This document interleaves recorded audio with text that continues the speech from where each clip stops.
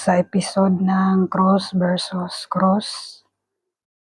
So, sinorpresa ni Manuel si Vilma. Pinuntahan doon sa Davao. At dito nalaman ni Manuel na may sakit pala itong si Vilma. At gusto sanang sabihin ni Noah pero ayaw ipasabi ni Vilma kaya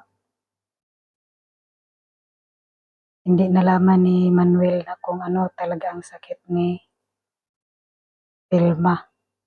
At dito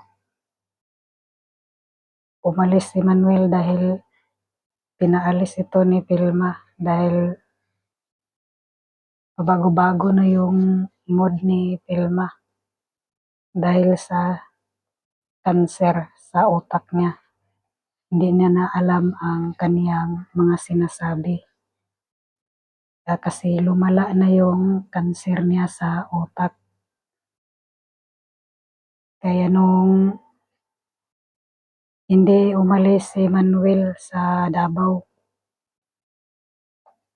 kasi may duda itong si Manuel na may tinatago si Vilma sa kanya. At dito, pumunta uli si Manuel sa bahay ni Noah.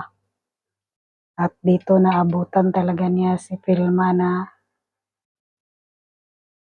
sinusumpong ng kanyang sakit na halos hindi na makapagsalita dahil nanginginig na ang buong katawan dahil kumakalat na yung kanser sa kanyang utak. So mailigtas kaya dito si Vilma? Ano kaya ang mangyayari niya dito? So paano na kaya ang mga anak niya? So abangan natin guys. Thank you so much for watching.